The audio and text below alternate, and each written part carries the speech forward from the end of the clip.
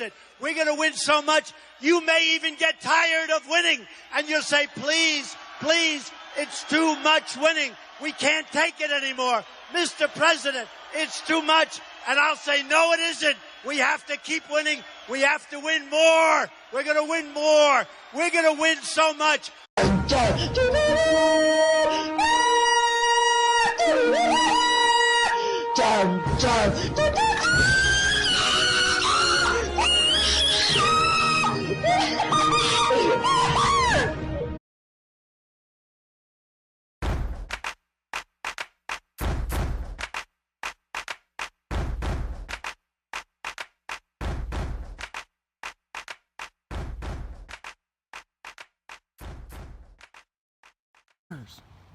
Okay, so when we started doing this Mahwah Project, right, we were trying to think of a good way to start it, and we thought that we would ask some of the people here what Mahwah means to them and what makes it so special. And then we'd take a tour through Mahwah and show you why we think it's such a great town and all the history that it has here. So, here we go. Alright, Just come on. Say like, Just... hey Cormac, what does Mahwah mean to you? Why am I Cormac too? Okay, so here I am with a Mahwah resident. Sir, what is your name? Cormac. I am standing here today with a Mahwah resident. Sir, what does Mahwah mean to you? Mahwah is a great town with lots of great schools and parks, and it's my hometown, and it's pretty good. That's all I have to say. Thank you, sir. So here we are with another resident of the township of Mahwah, located in Mahwah, New Jersey 07430. And sir, what does Mahwah mean to you? Mahwah to me, it's a friendly town. All my friends live here, and And he doesn't know. hold on, don't put that in where I gotta. So here we are in Mahwah, New Jersey 07430. With a Mahwah resident, and sir, what does Mahwah mean to you? Mahwah means to me around like, oh my god. So here we are today, outside of a Mahwah resident's house, located at 320 Weno Road, Mahwah, New Jersey 07430. And sir, what does Mahwah mean to you? To me, Mahwah means friendship. All my friends live here, and we're all friends here at the Ridge, so Mahwah's a great town. Thank you, sir. Thank you. So here we are today with the Mahwah resident. Sir, how are you today? I'm good, thanks for asking.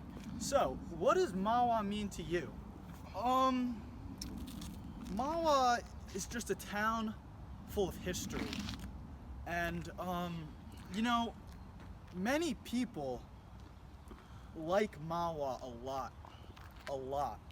And it's just because it's such a diverse town, there's like mountains and rivers and swamps, and like it's just so unbelievable. Like, I just made so many memories over there at that school, Betsy Ross School. It is the best school, down from the North Hall down to the South Hall. This school is made for you and me. And so you can see, like, there's just so much we learned about Mahwah just from being in such a nice elementary school. And like, geez, like if you just turn around, there's millions of my friends behind you, which just shows. Hey, Cormac. Hey, Cormac. It just shows that Mahwah is just a town where you can just develop friendships, and that's all I have to say. Thank you, sir. What does Mahwah mean to you? Mahwah to me is the place that I grew up, and I've known all my friends from Mahwah forever. It's literally been a lifetime. And Mahwah is just special to me because it always feels like home, and all the people that I know, like this guy over here, Hey, Cormac. they're so welcoming. And that's just something that's unique to Mahwah.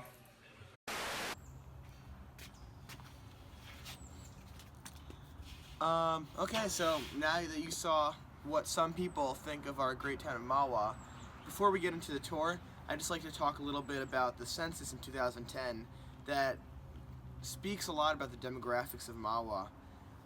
So one thing I found very interesting is that females make up 53.5% of the population, while males only make up 46.5% of the population. So go Ms. B.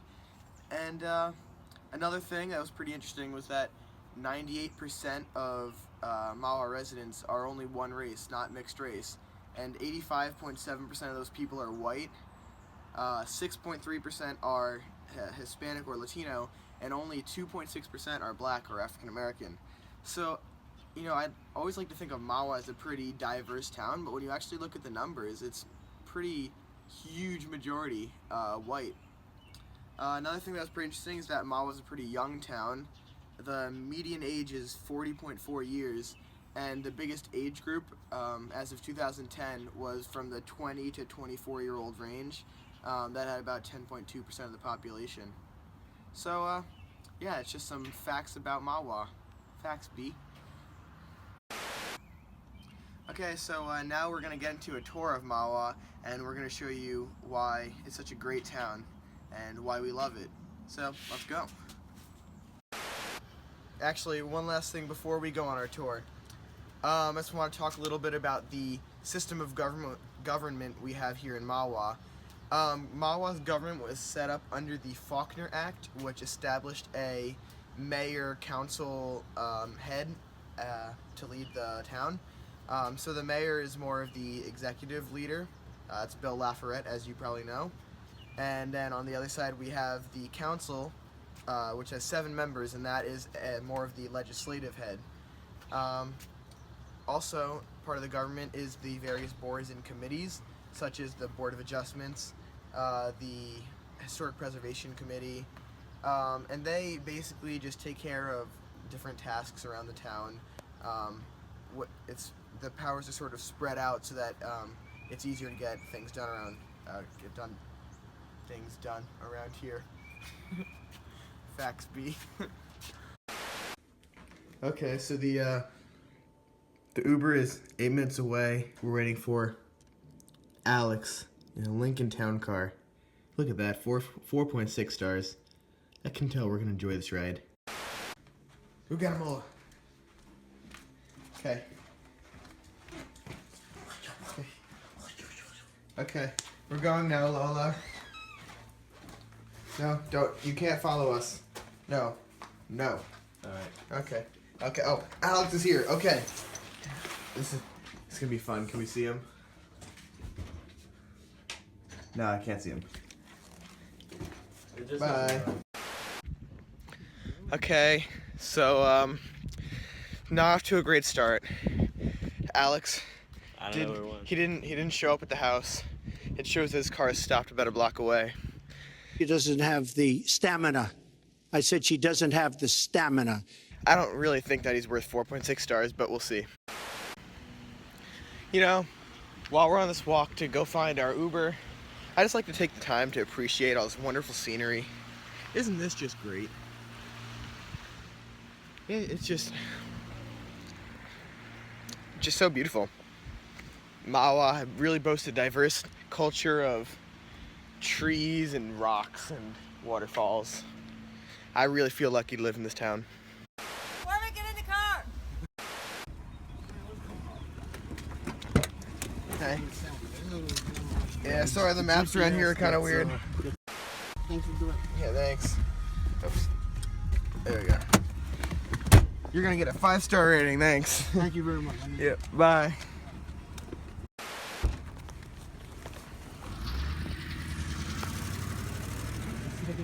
What a nice guy. Definitely worth the 5 stars. I don't think that he deserves 4.6. Good guy. Okay. Here we've arrived at the Cormack residence.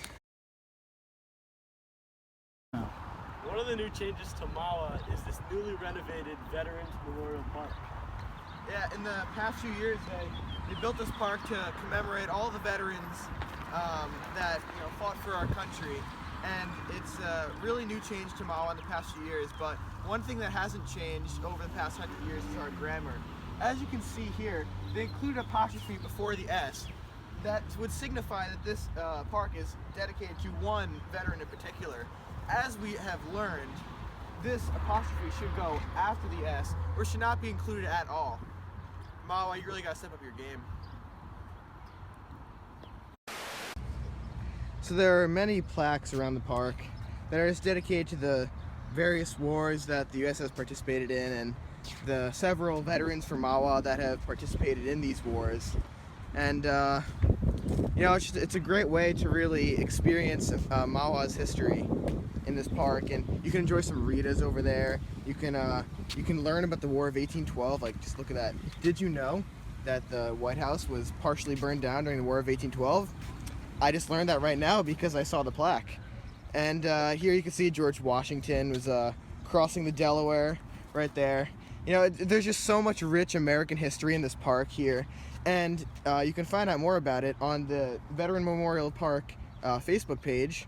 It got 5 out of 5 stars, and Mayor Bill Lafayette follows it. So, I mean, clearly it's just the bee's knees. So, yeah, that's pretty much all there is to see. American flag, just wonderful, just wonderful park. Excuse my fingers. There you go.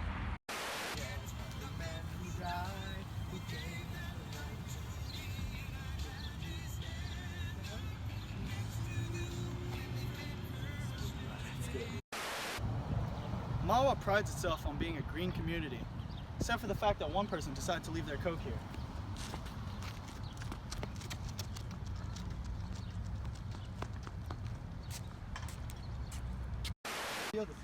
Another recent change to Mahwah over the past decade has been Winters Park, and here you can see the sign for Winters Pond.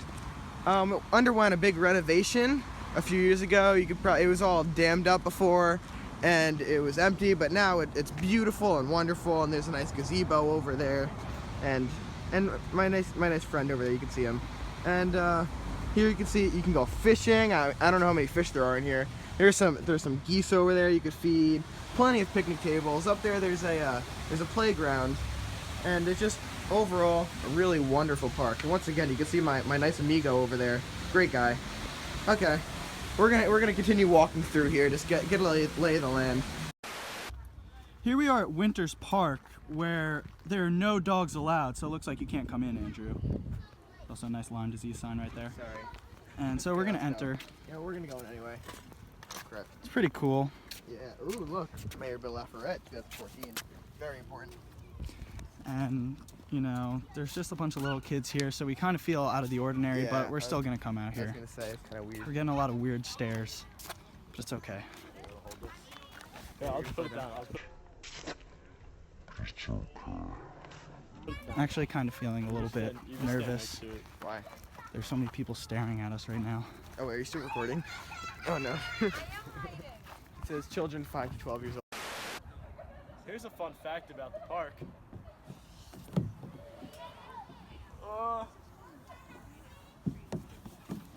It has no historical significance at all. Here we are at Commodore Perry Park. It was named after the famous Commodore Perry. And this Yeah. is the outfield where I patrolled during the baseball season last year. It was quite a fun time out here. Oh, hey there. And this is the bench where I spent most of my season last year. Okay, we're just taking a quick break at the park here. Oh, you're taking a quick bid? Water, wet, wet.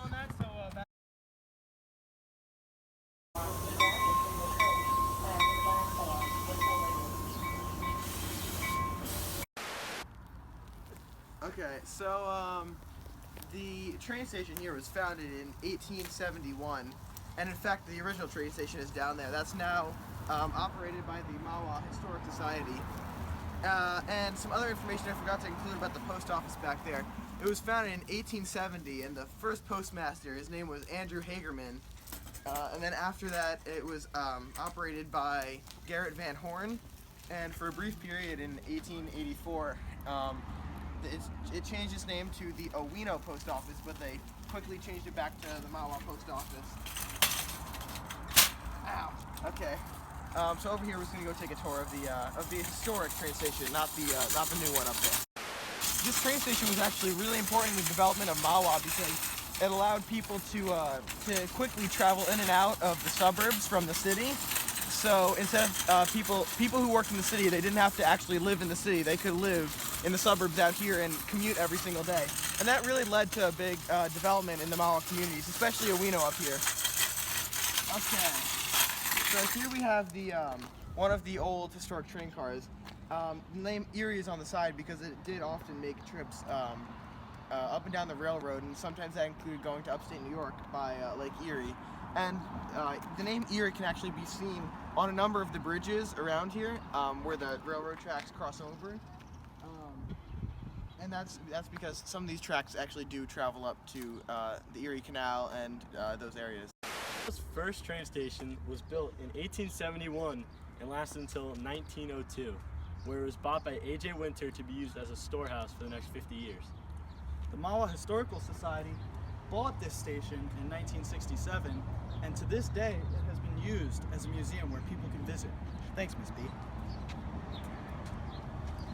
And over here, we have the Mahwah Tricentennial Time Capsule, which is to be opened in 2025. It's pretty mosh. And then over here, you can see one of the old trail cars from the Erie Railroad, and we have one of the original train bells. It's pretty loud. You could hear that from a while.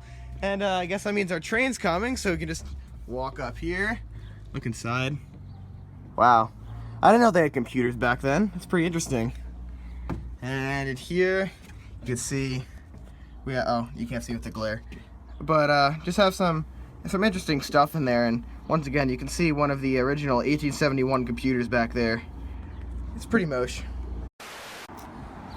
Okay, so now we're walking past the blue sign that gives some brief historical information about the railroad station here.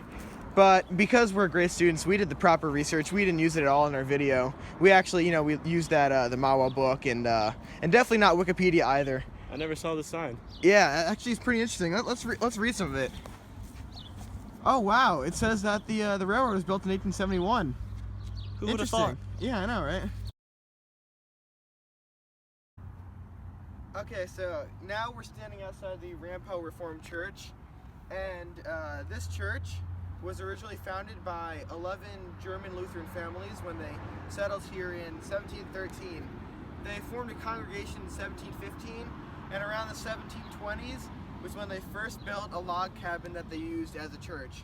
Then later on, around 1739, they built a more stronger wooden frame church that they used for their worships.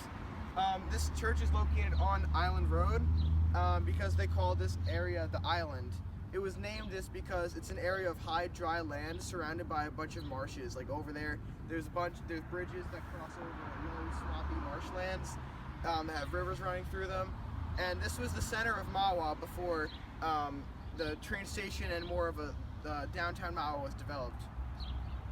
Also, German, English, Dutch, and Scottish settlers came together in 1785 after attending a church in Paramus, which was located about 10 miles away, and they came together and developed a strong community at this church in Mahwah.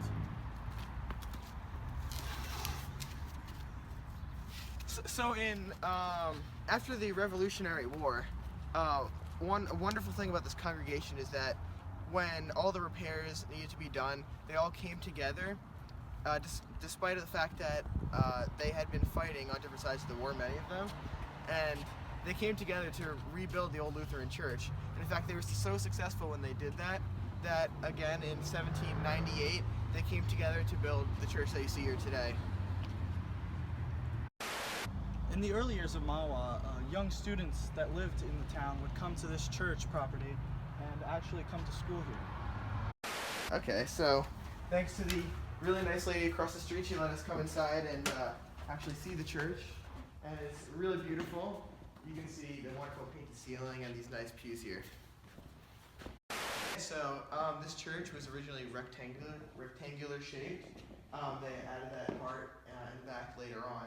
And one thing that's pretty cool, in order to raise funds for the church, they auctioned off these pews, sort of like they do at baseball games where they sell like the box seats, and each person would own their own pew, and they could come whenever they wanted.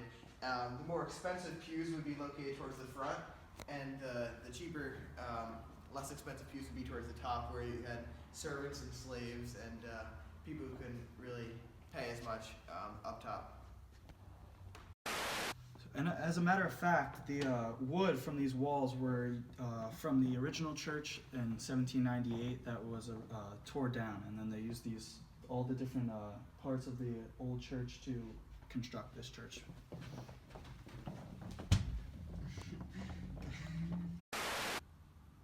Okay, so upstairs here we have some of the original pews from the church, the original church, and as opposed to the pews downstairs that were reconfigured. This is, like I said before, this is where many of the servants and slaves sat. The church owns the cemetery across the street also, and that's the newer section. Okay. So, and there's still we still bury people over there. Like it goes from here down that way, and you'll see down that way are the newer graves. But way up on the hill over here, and way in the back is Governor Price's. You can walk up. Is Governor Price's tomb. It's way in the back up the hill. So he was governor of New Jersey? Yes.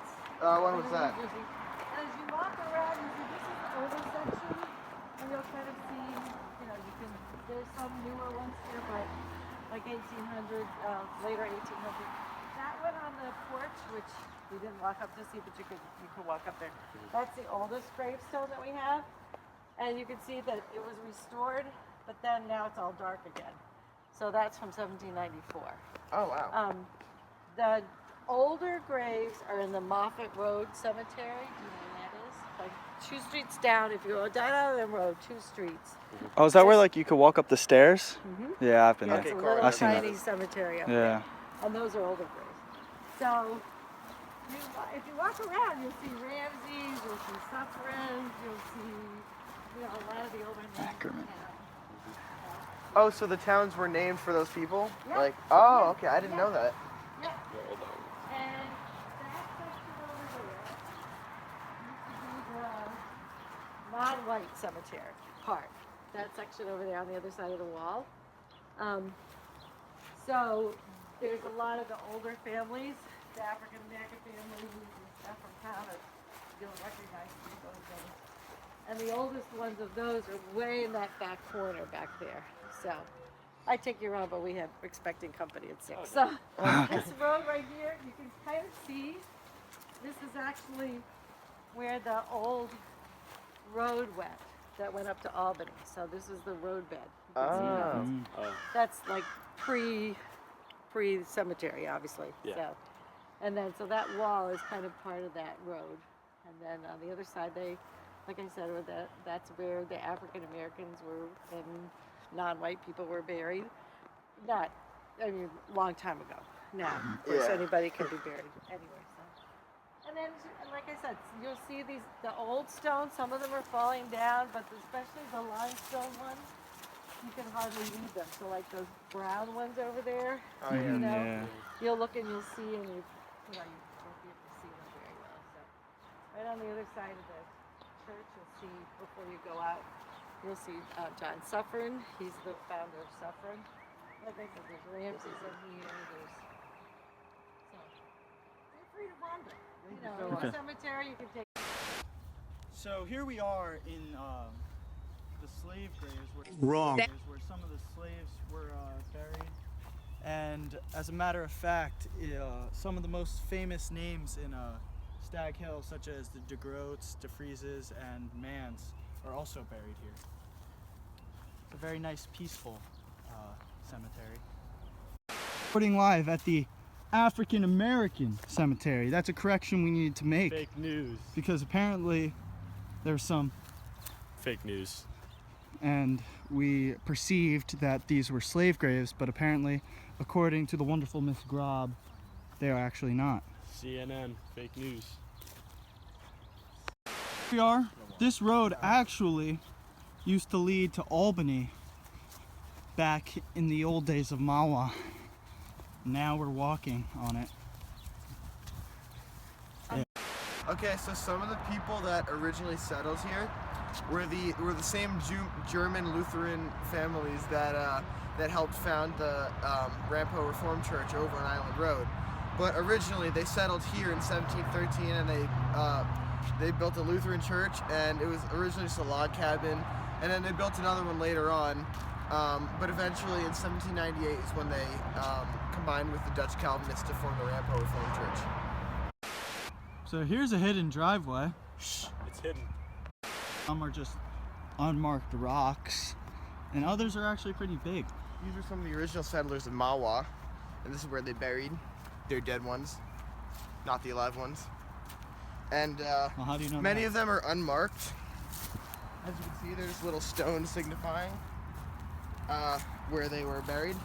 And if you did not know this is a cemetery, it might not be, obvious that some of these smaller ones are actually tombstones, but clearly the ones with writing are. And we found it very interesting that some of these date back from before the Revolutionary War.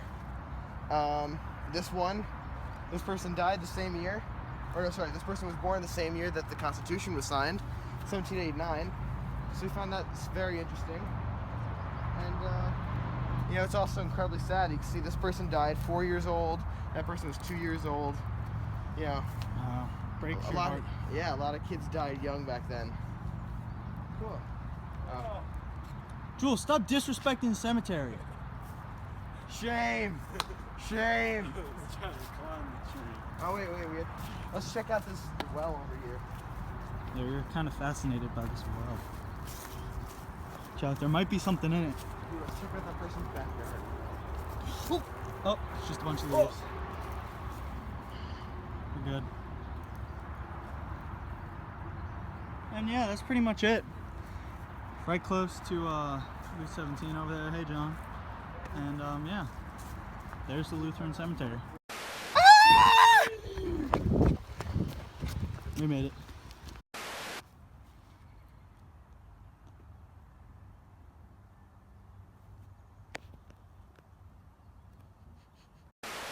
Miss Grob told us all about the Mahwah Cemetery and how some last names, such as Suffern, show people who had a big influence in the nearby towns and then had their towns named after them, like Suffern, New York. Also, in the same cemetery, former New Jersey Governor Rodman Price is also buried in the cemetery. Unfortunately, we couldn't find it because there's a lot of cemeteries in here. There's a lot of cemeteries. Yes, there are a lot of A lot of cemeteries. graves. No, there are a lot of graves in here. But we did find a Springsteen grave. The boss. All the way over there. Yeah. Pretty cool. Bruce. And Patterson. Yeah, oh, and Patterson, which I'm sure has something to do with, Patterson, New Jersey. That's a town maybe in New not. Jersey. Yeah. Okay. Here we are at the tombstone of another famous person that's buried in Mahwah, Royal Copeland, who's a former senator in New York, and here's a rock that's dedicated to him. So this is John Quackenbush. I think it's Quakenbush. Quick. Oh. Bleep. I probably shouldn't be. Okay. So this is John Quackenbush's tomb. Tomb. And this is his headstone. Or actually his headstone is probably one of these. But anyway, so this is the marker that has like the whole list of people. And one of the names on here is John Quackenbush. And his name might sound familiar. And that's because about 30 seconds ago in our video, you probably saw that we were over at Quackenbush Barn. It was named for this guy. Yeah. Ha. Snowy. Ha. Solo. Tombs. Let's. Word.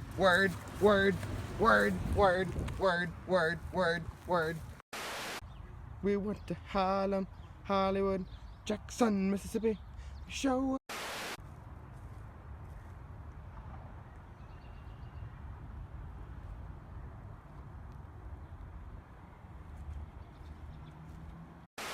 Here's a nice Holy Spirit Byzantine Catholic church.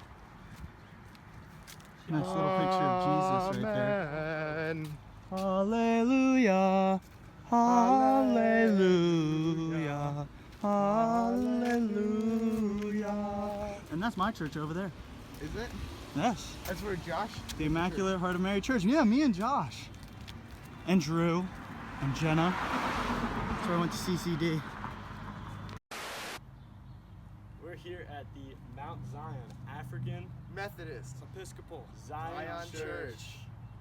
This land was originally owned by Mr. H.O. Havemeyer, and as he got sick and old, he decided to donate this land to one of his workers, John Cooney DeGroat, aka Uncle Cooney.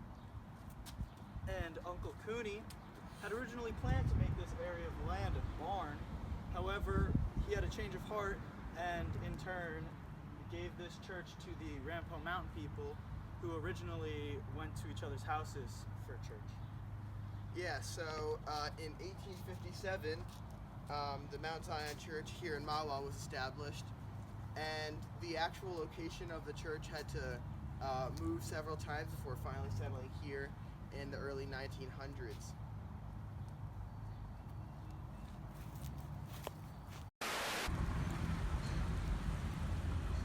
And here's the Hindu Samaj Temple. This is where Hindus worship their gods and other things. Here's one of the slave graves over by 202, and this one says, "Here lies the body of Tenny Smith." And this is just one of the many slave graves that are here. As you can see, there's another slave grave over there, and these aren't just rocks that were placed. These were meant to be headstones, and they have personalized writing on them to say that, like, to honor the life of the person that lies under. As you can see, there's some bigger tombstones here. However, the orange flags are also in the cemetery, which signify where the slaves were buried. And if they don't have a tombstone, or they have one that doesn't have any writing on it, they put the orange flag just so people know, like, that someone is buried there. TJ's not here again, so we're gonna go pay him a visit because he's sick today. His house is right around the corner up here. Yeah, we replaced him with John Baldy. He decided to come around and walk with us today. CJ, we're here. You want to look out like your main window? We got CJ. Here, into the door. Oh, yes. Just chilling at CJ's, waiting for him. Yes. That. Here he is, he's coming. Oh, yes. Oh, Siege, oh, dead yes. for me. CJ. Oh, yes, Siege. yes. Oh, Oh, he's locking himself. oh, dead for there's me. the sick CJ. Dead for me. How are you? Just getting a little filming action in here with our boy CJ. He's feeling a little bit under the weather today, so we're not going to force him to come out. But it's good. Look at him. New York Jets. Go Jets, baby. 2108. 2108. There we go. Okay, down, CJ. guys. Wait, where are we It's going? going pretty good. Reformed Church. We're on the We're going Reformed back to the Church. graves. Down that way. Yeah. Thanks for the directions. Thanks. All right. Okay, peace out. Bye, CJ. Hope Feel you better. feel Yes, better. yes. CJ. Ew, stop touching my hand. CJ. Hey, CJ. Yes. Oh, down for me, yes. No red ink. No red ink. No red ink. No red ink. No red ink. Come on, Andy. Percocet, Molly, Molly, Percocet. Percocet, Molly, Molly, Percocet. Percocet, Molly, Molly, Percocet. Mask off. Mask off. Here we are at the Quakenbush Barn. I actually think that's Quackenbush. Yeah, okay, we're gonna start this again. So here we are at the Quackenbush. There we go. Where some great things happened. Did you actually read anything about it before? So here's the Quackenbush Barn, which was bought in 1868 by Cornelius A. Quackenbush. And I'm just going out on a limb here and assuming that it was named after him, but you know, you never know. And also animals were kept here, in this barn, and in 1998, the Mahwah Historic Preservation Commission, thanks again, Ms. B, moved it here, and it has been preserved to this day. And a fun fact that you might not know, it's a great Pokemon Go stop to get some great Pikachu. And the current owner is our old science teacher, Mrs. Politis. It's probably different Miss Politis, but you know, whatever. Here we are in Westmore at the site of the old brake shoe factory, which was known for manufacturing brake shoes that would go on locomotives to help them stop. And basically, this was one of the, actually, in fact, the biggest brake shoe manufacturing company in the country at the time. And it was very crucial. I'll come closer. It was very crucial in the development of Mahwah because it attracted a lot of Eastern European immigrants who would come to work here. And a lot of the homes over here in Westmore were built by the factory for the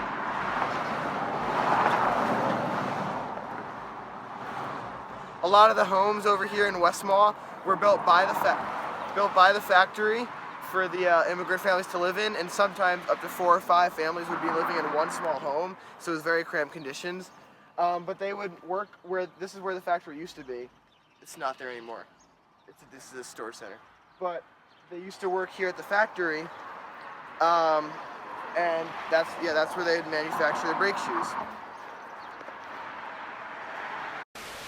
Actually, and this spot was great for the factory because there's the railroad nearby, the Mahwah Railroad, where they could easily ship their parts in and out, and that's part of why the factory was so successful here, because the railroad helped it develop, just like it helped Cragmere and other parts of Mahwah really grow successfully. Wow, look at that floating couch and cooler. Oh yeah, so here we are at Janik's Market Deli, homemade kielbasa. And this was a deli that was originally opened by Polish immigrants, which just shows how diverse Mahwah was because of all the different immigrants that came and opened up their own businesses in Mahwah. The fist clutch really emphasized the diverse. Don't forget that it was established in 1924.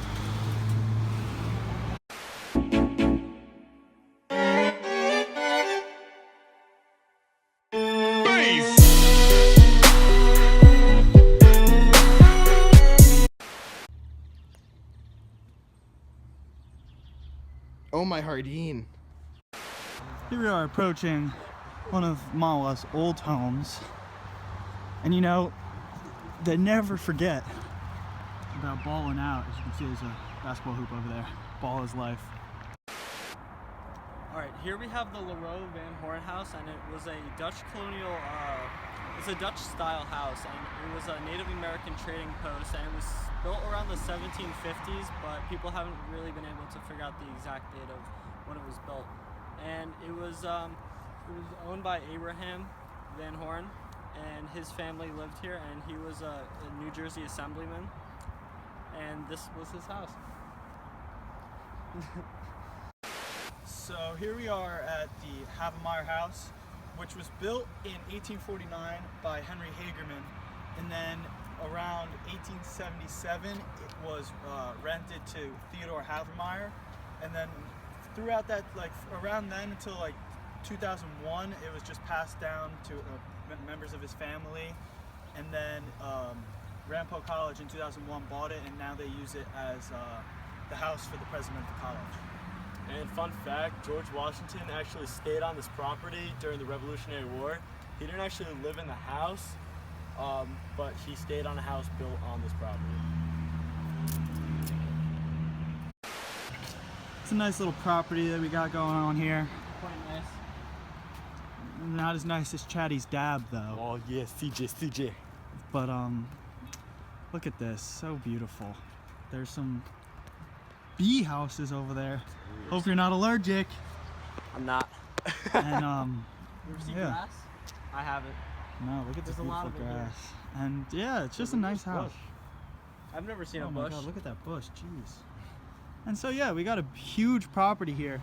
Jules, do you remember how many acres it was? I think like 4.7 acres. Yeah, something like that. And it's just a very nice house. Is that a nice little cardinal over there? Maybe.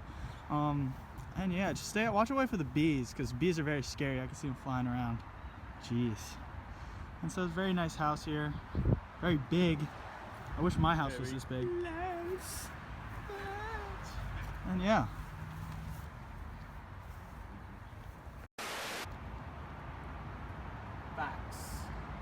Facts on file. Just in case you were wondering, the facts on file password, MAHW34079. Don't forget it. Yo, is that a deer? Oh my god, it's a wild deer.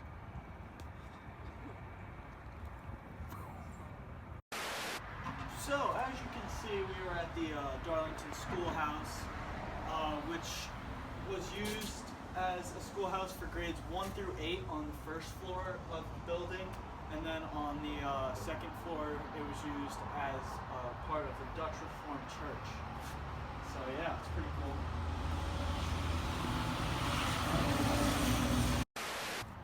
And here at the Darlington Schoolhouse, this schoolhouse was purchased by the Township of Mahwah and the New York, New Jersey Trail Conference because, I mean, the Rimco Reservations are right there, and the Rimco Mountains are right there, and it just makes sense for them to buy it. They purchased it in 2007, and now it's theirs.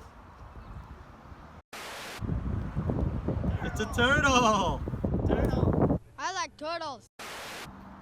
Here you see hand-placed rocks in the wall that line the trail conference, and they did this because back in the day, 202 itself was lined by hand-placed stones as rock walls all the way down from Suffern to Oakland.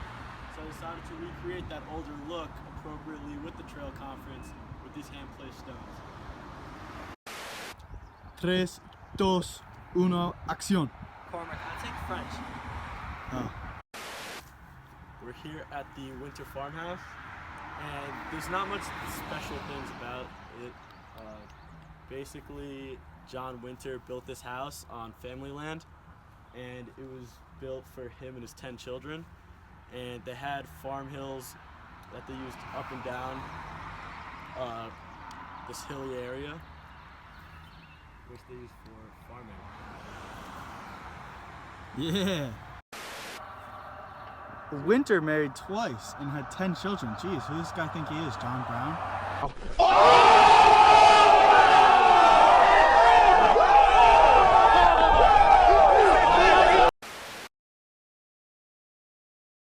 Alright, so here we have some Lenape Indian trails that were used during the Revolutionary War. What's this one called? This one's called Cannonball Trail, and this one is Sloatsburg Road. And as you can notice, it goes over the water, so that's what they did. As we move into the 1800s, you can see that the trails were not used as much because the Lenape Indian population declined. Over here, though, you can notice that more businesses are popping up, and different houses and developments are happening because Mahwah is populating. As we move towards the 1900s and the present, you can notice that more businesses are developing because Mahwah is reached high population, and many people are starting their new businesses here and their new life. Yeah. Okay, so right now I just have highlighted all the roads and things that were here in the 19th century, and when I highlight the past century, you can see all the new roads that have been built. Here you see 287 was built, and Route 17 all the way over there, and the New Jersey trolley line. You can also see in the middle of town here by the town hall, you can see there are a lot of businesses pop up. Right, you can see when I press the button, right, see all the blue lights pop up. That means businesses. But one thing I found very interesting is that when you press this button, right, instead of here, a lot of the homes around this area disappeared. Right, there's the 19th century, and then here's the 20th century. It disappeared. So I wonder why a lot of homes have disappeared then. But another thing you can also notice is that over yonder you can see all the new schools that have been put in. The yellow lights are the schools and churches. So you can probably see like the Lenape Meadows and Betsy Ross and the high school. Those have all been built in the past 100 years. Alright, and now I'm going to find out my Mahwah lucky fortune. Dig deeply within yourself for the path to success. Sounds like DJ Khaled. I'm gonna weigh my fate. Be careful of hunches and don't act on impulse. Well, look what we found here. Nike missile base in Mahwah. This was a missile base that happened during World War II where the U.S. military kept some missiles, and this was located near Camp Gaw Road, and they basically used it in case they needed to launch any missiles, you know, any major attacks happen. So that's something cool that we found. Okay, CJ, you're gonna tell me the different eras here. Well, I'm happy you asked. This is the 1700s and colonial era woman. Pretty basic dress. As we move on, we start to get into more of the Victorian era. These dresses start to become more complex and more elegant. As we move over, if you will, this is a lawn dress, which just continues the development of clothing for women at this time. This is the Edwardian era. And as you can see, the dresses are getting slightly less detailed, but they're increasing in style. As we get here, women on the move, because women, as you know, started to get more into society, and they needed to be able to, you know, get on the move. So they needed to get more access to where they needed to go. As we continue, this is on the eve of women's suffrage. And as you know, women got the right to vote in 1920. So after that happened, this is what dresses look like. And as we continue, we're in the roaring 20s, and this was a World War II woman in uniform. Nice. Yeah. Where's Rita's at? That is the question. CJ, would you like to give us a tour of this train? Yeah.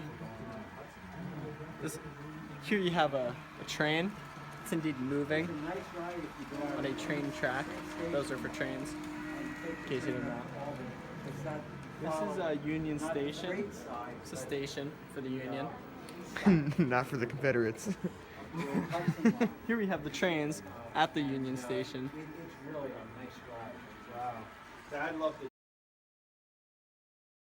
what we found. It's Kevin.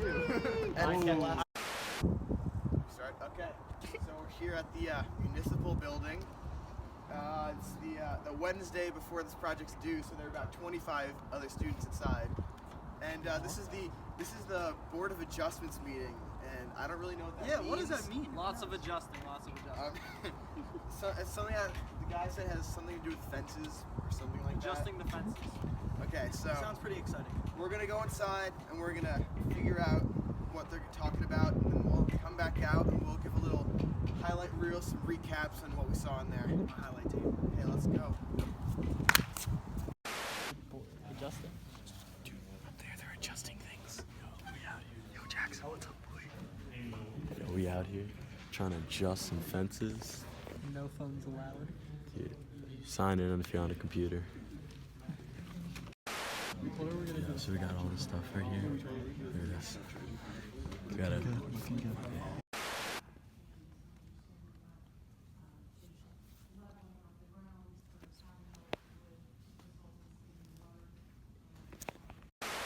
Okay, so we just came out of the meeting. It was very interesting. They were talking about planning and construction. And Lots of such. adjusting. Yes. Definitely. So Yes. basically the goal of the Board of Adjustments is to vote and analyze different construction plans by people and businesses of Mahwah.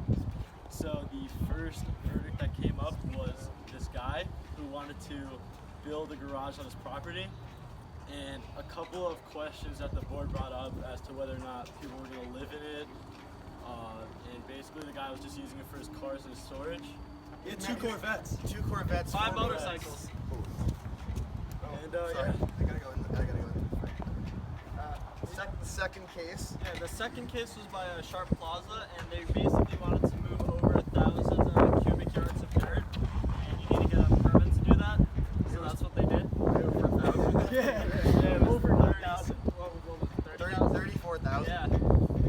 And they also needed to get a permit to move 30 trees, like to remove them, but they said that they were going to plant 300 trees, so the board was all cool with that. And Andrew? Oh, and then the final one, the people that lived on 14 Rock Fence Road. I didn't know that. I remember it. Stone fence. What? Stone fence. Oh, he got it wrong. Sorry. Oh my 14 Stone Fence Road. Their backyard is very uneven and sort of drops off towards the back. It's sloped downhill a lot. So instead of building a patio, which would require lots of landscaping and readjusting of the soil, instead of doing that, they decided to build a deck that would be about 2 feet off the ground. And the reason why they needed to come to the board is because it violates a stipulation in the zoning laws that a deck can only extend 18 feet from the border of your property, but they wanted to go even closer to the border, go 15 feet, and the neighbor even came in to say that they were all cool with that. So all the resolutions were approved. And then that's pretty crazy, because apparently last time they were at this meeting, they stayed here till 11 o'clock. Like, that's past my bedtime, so like I wouldn't have been able to stay for the whole time. So luckily this meeting was pretty quick. Everybody was in favor of all 3 proposals. We had a good time. Great time. Yeah. No, I'm gonna press it. No. Look at this dude, boy. Look at him. Having a good time. He's a little wet. Look at him. He's all moist. Kevin was the only redhead at the meeting. See Julia over there? Yeah. She was ordering Panera during the meeting. It's unbelievable. who uses pagers anymore?